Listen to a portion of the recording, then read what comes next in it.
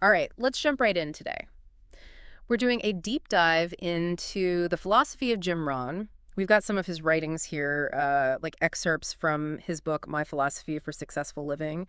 I think it'll be really interesting to see what we can uncover and, see how his ideas can help us create lives that are both successful and fulfilling. Where do you think we should start? Hmm. Well, I think one of the most striking things about Jim Rohn is how much he stresses self-education. You know, that famous quote of his, formal education will make you a living, self-education will make you a fortune. Hmm. But he doesn't just like drop the quote and walk away. He really digs into what it means to invest in yourself. Yeah, totally. And he kind of leads by example. He tells that pretty humbling story about being 25 and realizing he couldn't even afford to buy Girl Scout cookies. Like, what do you think was so important about that moment for him? I think it really forced him to see the difference between where he was and where he wanted to be. It made him question his whole approach to life, really. Yeah. Especially like his reliance on things outside of himself to determine his income, Hmm. like the government or his employer. Yeah. It's like he realized that just waiting around for someone to hand him success wasn't going to work. So he started exploring this idea of the American economic ladder. Can you break that concept down for us a bit? Sure. Ron uses this ladder analogy to show that there are all these different levels of income potential and that they're available to anybody. But he also looks at some of the common philosophies that he thinks hold people back from climbing that ladder. He says like relying on government assistance or demanding more from employers, even things like participating in strikes. He thinks those things won't actually lead to much financial growth. Okay, interesting. So instead, he's all about this philosophy of performance and productivity, which is focused on personal growth and creating value. It's almost like he's saying, stop chasing success and start becoming the kind of person who attracts it. I love that. And that's where the importance of skills comes in. Ron has this great line: if you work hard on your job, you make a living. If you work hard on yourself, you can make a fortune. What jumps out at you about that? Hmm. It really makes you see the difference between like trading your time for money versus building skills that can generate income in a bunch of ways. It makes me think about like the skills I have now and what else I could learn to increase my own value. That's a great point. And Ron emphasizes that financial success often comes from using your skills to help others. Right. Like, he used all his different experiences to teach capitalism in Russia after the fall of communism. His really unique chance to use his knowledge to make a difference. Yeah, that's a great example. And he wasn't afraid to, get his hands dirty and build his own businesses either, right? He talks about selling a nutritional product and finding good people to help him grow. Yeah, for sure. Finding and developing good people was key for him. He actually said that finding independent, driven people was like herding cats. Difficult, but way more rewarding than managing a group of followers. Hmm. Just highlights how powerful it can be to surround yourself with people who challenge you and push you to grow. Yeah, for sure. And he also stresses the importance of recognizing and rewarding those people. He has a whole wealth philosophy that basically says, be so busy acknowledging other people's contributions that you don't even need recognition yourself. What are your thoughts on that? Hmm. I think it's a shift away from like seeking validation. It's about creating an environment where people feel appreciated. Hmm. By recognizing others' efforts, you make things more positive and motivating for everyone. Totally. It reminds me of that saying, a rising tide lifts all boats. By lifting others up, you ultimately create an environment where everyone can succeed. Exactly. And Ron ties this directly to effective communication. He breaks it down into 3 levels: training, teaching, and inspiring. Training is like just showing someone how to do something. Teaching is giving them new skills, but inspiring is about helping them see a better version of themselves. That's such an interesting distinction. It makes me think about like how I communicate with other people. Am I just going through the motions of training, or am I really teaching and inspiring them? It's a really good question to ask yourself. Hmm. Ron also talks about how valuable it is to learn new languages, especially for Americans who maybe aren't used to being multilingual. He sees it as a really important investment in a world that's becoming more and more interconnected. That makes sense, especially in today's globalized world. It's like he's saying, don't limit yourself to just one audience, expand your reach and connect with people from all walks of life. Mhm. But it's not just about communication skills, right? Ron also has some pretty strong opinions about like the traditional path to success. Yeah. He really pushes back against that whole stay in school, get a job, stay out of trouble thing. Mhm. He thinks there's a lot more to life than that. Right. He specifically calls out the idea that profits are better than wages. What do you think he means by that? Is he saying we should all quit our jobs and become entrepreneurs? Well, Not necessarily. He sees the value in wages, for sure. Hmm. But he thinks profits have more potential to build wealth. Mm. You don't have to choose one or the other, though. You can work a job while building a fortune on the side. Right. Okay. That's a much more relatable and realistic approach. He's not saying everyone needs to become some high-flying entrepreneur overnight. It's more like start where you are, but don't be afraid to dream big and work towards something more. Exactly. I like that. And to navigate that journey effectively, Ron says it's really important to have a personal guidance system. It's like a set of principles to help you make decisions Mm. and to spot opportunities and to, avoid potential problems. I see. He actually compares it to, like, the struggle between liberty and tyranny. Mm-hmm. That's been going on throughout history. He says you need to have strong personal convictions to guide your actions. Yeah, that makes sense. It's about having a moral compass to help you navigate the complexities of life and make choices that match your values. But it's not about having, like, a fixed set of beliefs either, right? Ron also talks about how important it is to refine and change your personal philosophies as you grow and learn. Maybe we can dive into that a bit more next. That's a really good point. It's not like our personal philosophies are set in stone, are they? They should definitely change as we get more experience and learn from our mistakes. But where do we even start with that? How do we refine that internal compass? Well, Ron really believes in the power of learning, not just from our own experiences, but from watching other people too. He says to look at your successes and failures, and the successes and failures of others, to try to figure out what works and what doesn't. Yeah, like that saying, don't reinvent the wheel. There's so much we can learn from the people who came before us. I love that. And, it's not just about avoiding the bad stuff. It's also about seeing what leads to success, Mm. and remembering that we're not stuck. Our personal philosophy can change. It should change as we grow and learn. What do you think about that? I think it's really empowering to realize that we have the power to choose our own beliefs and values. It's like that quote, the only person you are destined to become is the person you decide to be. But I imagine it's not always easy to make those choices, is it? No, it's not. Ron talks a lot about the power of attitude. He says that even the most logical people are still influenced by their emotions, our feelings about the past, and our hopes for the future. They shape our decisions, sometimes without us even realizing it. It's like we're all carrying around these invisible filters, right, that change how we see the world. So how do we become more aware of those filters and make better choices about the attitudes we cultivate? Well, Ron suggests this really powerful visualization exercise. He says, imagine yourself in the future. Picture where you want to be. What do you want to achieve? What kind of life do you want to live? By getting clear on your goals, you can start making decisions that fit with that vision. He even says to write your goals down, to make them more concrete. Yeah, I've heard that before. The idea that writing your goals down somehow makes them more real. Do you think that actually works? Oh, Ron talks about Andrew Carnegie. Carnegie had this goal to spend the first half of his life making money and the second half giving it all away. And he was so focused on that goal that he made like $400 million by the time he was middle-aged, which was an insane amount of money back then.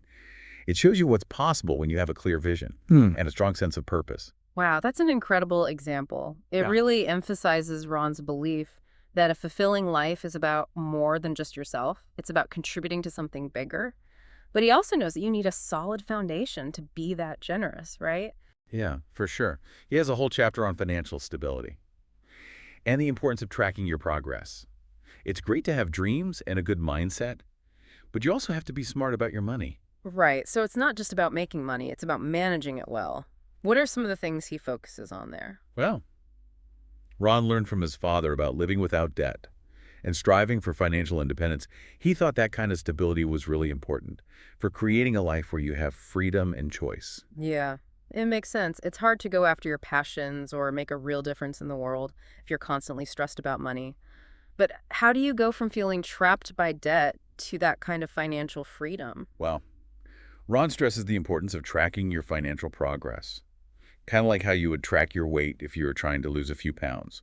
Are you moving towards your goals? Are your spending habits in line with your values? You need to check in with yourself regularly. So we're not just hoping for the best, we're actively keeping an eye on our finances and making changes when we need to. But it's not all about spreadsheets and budgets, right? Ron also talks about the importance of liking your work. Oh, absolutely. He really emphasizes that a good life involves doing something you're passionate about. It's not about just grinding away at a job you hate. It's about finding something that gives you energy and lets you use your talents. Right. Like that saying, choose a job you love and you will never have to work a day in your life. But what about the people who are stuck in jobs they hate? What can they do to find more meaning in their work? Well, Ron gets that not everyone can just quit their job, but he says to look for ways to find fulfillment, even in tough situations. Maybe there's a project you can take on that you're interested in, or maybe you can use your skills to mentor someone. Even small changes in how you think about things can make a difference. I like that. So he's not just talking to people who are already living their dream lives. He's offering real advice for dealing with less than ideal situations. But it all comes back to personal responsibility, doesn't it? Exactly. Ron reminds us that society doesn't tell us what to do to live a fulfilling life. It's up to each of us to make choices, choices that match our values and goals. What do you think about that? I think it's really empowering, but also kind of scary. It's like he's saying you are in charge of your own life. You have the power to create what you want, but you also have to own up to the choices you make along the way. Yeah. And he knows that even good people can make bad decisions, Yeah. and vice versa. It's not about being perfect. It's Yeah. about having a strong philosophy, a clear set of values, and the discipline to follow them. Right. It's about progress, not perfection. And speaking of progress, Ron outlines 6 steps to living an extraordinary life. Do you want to go through those? Sure. The first one is to be productive. Ron believed that real happiness comes from creating something valuable. He talks about the importance of having a purpose and contributing to something bigger than yourself. Yeah. It's not just about being busy, it's about doing something meaningful, right? Through our work or our relationships or our community. Exactly. The second step is to value relationships. Ron reminds us that we're social creatures and that good relationships are essential for a happy and healthy life. He says to build strong friendships and create a support network of people who care about you. Right. He even mentions some research that shows strong relationships can help you live longer. So it's not just about feeling good, it's about being healthier too. Mhm. But he goes even deeper than that, right? He talks about respecting our origins. Yeah. The third step is to respect your origins.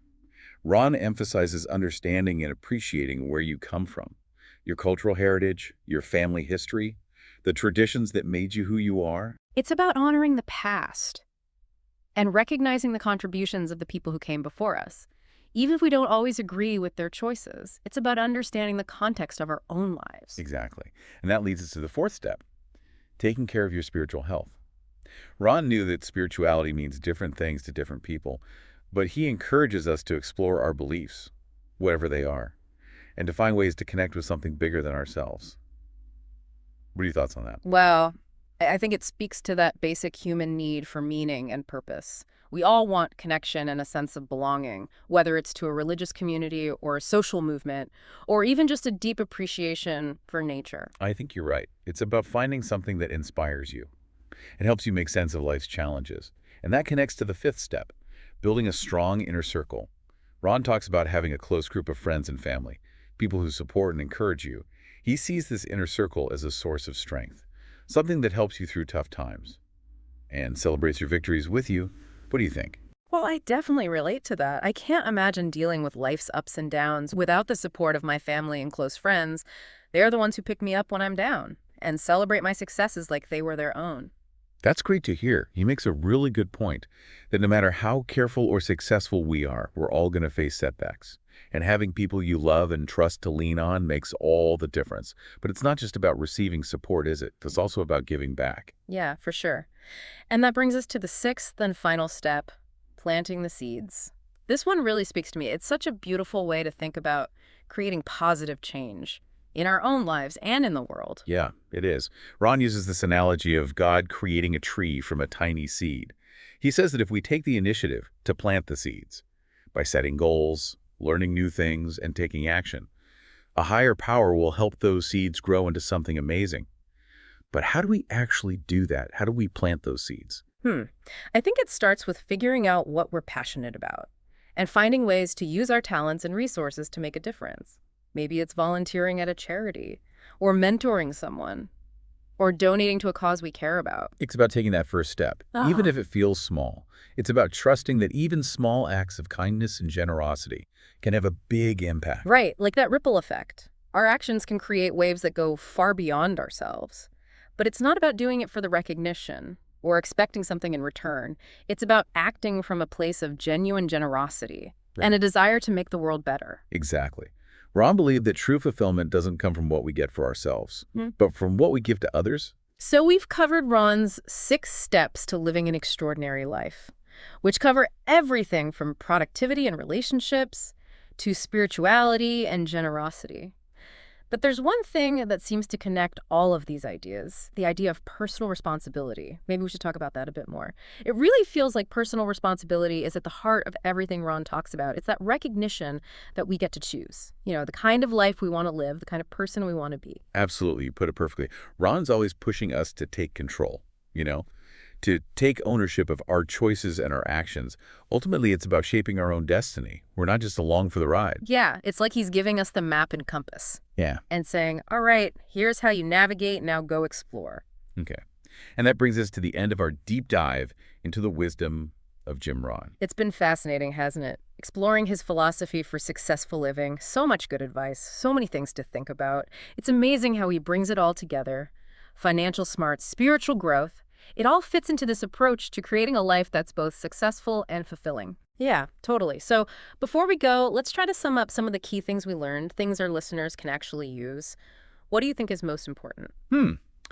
Well, I think that focus on investing in yourself is huge. Ron's always telling us to keep learning, keep educating ourselves.